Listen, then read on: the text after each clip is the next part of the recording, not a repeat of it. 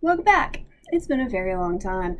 I got a little bit of the corona depression and distracted and turned off and overwhelmed. So I took a break. And I'm super sorry that I missed you. And I did. I missed you. So we're back.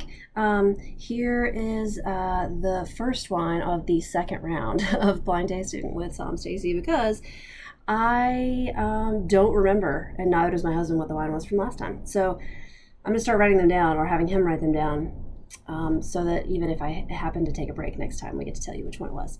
So the first one I'm going to taste today is a pale white wine. It is a little bit yellow, but mostly water white. There is a little shimmery, silvery green highlight to it. No evidence of sediment or gas, very reflective and day bright, and light-bodied, light concentration, almost no evidence of tearing. Moving to the nose, wine is not incredibly aromatic. White flowers, white fruit, tree fruit, apples, a little bit of like fresh squeezed lemon juice.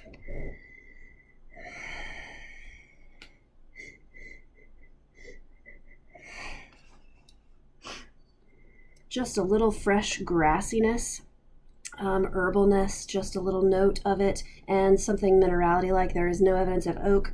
I'm not getting any crazy gassy or leesy character to it.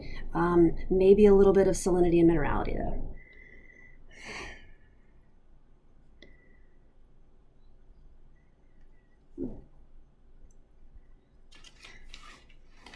Moving to the palate, the wine is crisp and bright, a little bit off dry.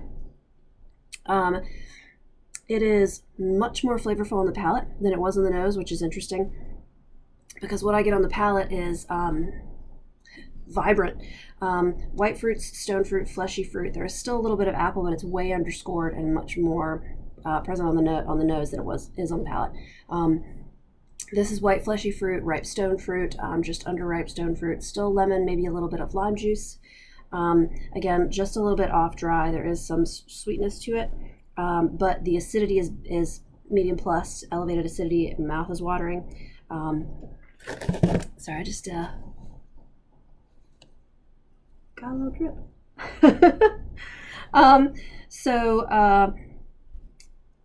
That bright fruit, talked about the fruit character. A little bit of stony minerality, not quite the salinity that I was thinking of on the nose, but wet rocky kind of minerality here. Still no evidence of oak. This is white flowers. It is flowers and fruit and herbal. Maybe that little crisp greenness. But again, that was a little more apparent on the nose and the palate. This is all about kind of fruit and floral and minerality, and then that little touch of sweetness. I think all those wrapped up kind of give me what this is. Again, no oak, no lees, bright and crisp, elevated acidity, no real phenolics to talk about. Body is medium minus, and